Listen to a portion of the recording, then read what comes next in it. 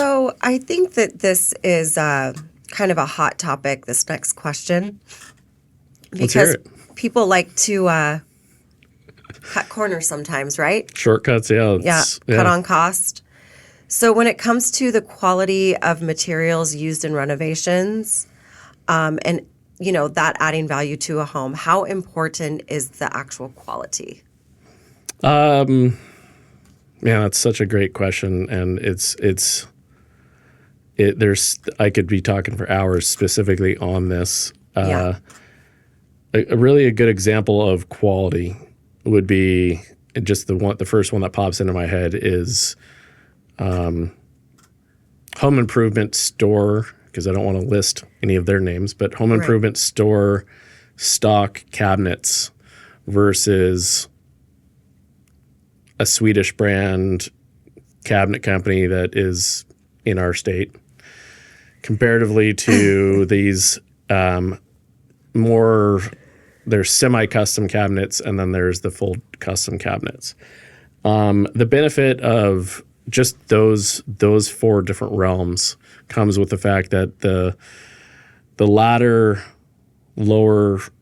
two, or the first two cabinet companies that I spoke about, are going to give particle board products, and they're going to give products that are half-inch wide or thick plywood particle board, I should say, material that is going to break easily. There's not a lot of features to these cabinets. Right. So it's really the feel of when a customer tests out a home improvement store cabinet versus a semi-custom cabinet, you can feel the difference. There's ball bearing glides in the semi-custom cabinets where it's just a plastic wheel on a rail for the low end cabinets. And so having the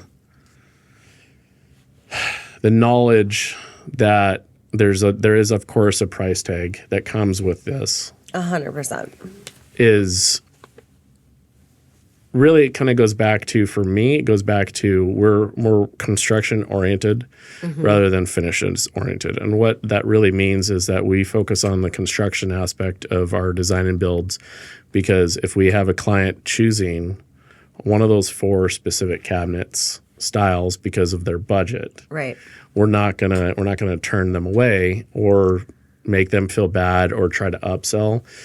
But at the same time, we do give recommendations saying, hey, I would definitely recommend doing the semi-custom cabinets because you're going to get a better product that's going to last longer. It's going to be more durable. So as your partner, your spouse, your children, your roommates, whatever it is, are going to be opening and closing the drawers every single day. And, within a year or so, or a couple of years, they're going to fall apart when you don't buy the right products. It really just, it comes down to longevity. And so as far as the products go, and the lack of a better word, the quality of this product comes with the knowledge that you pay for what you get.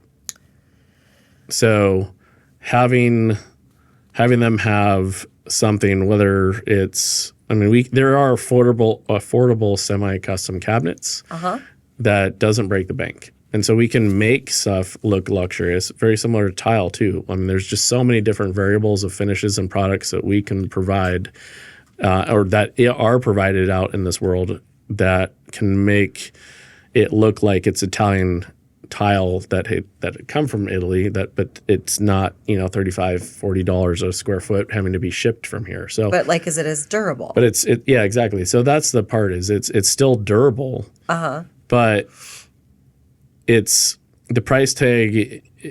Again, it's how do I put this? I guess in general, my way of thinking is I'd rather buy a $100 toaster than a $10 toaster 10 times.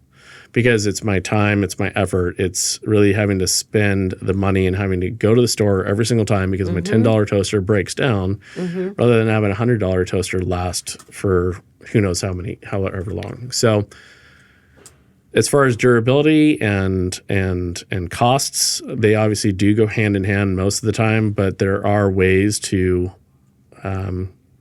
save without doing the shortcuts, without doing the cutting of corners to say, hey, well, this home improvement store's cabinet is, say, $100.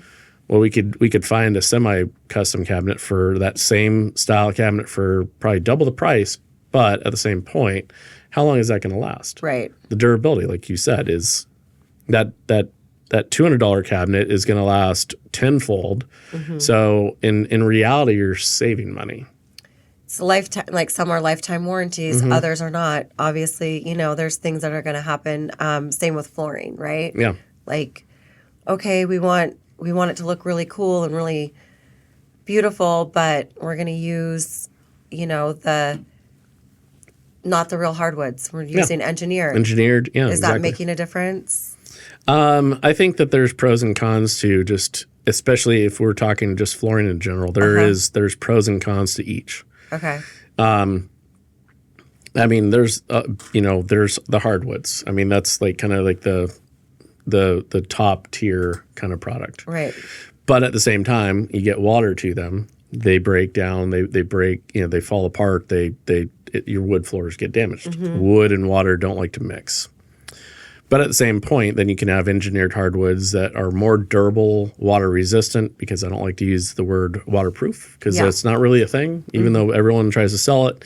It's not a thing because water will do its thing no matter what. But water resistant, so then if you do spill on the engineered hardwoods, that you don't have that same kind of issue that you would have with hardwoods. Yeah.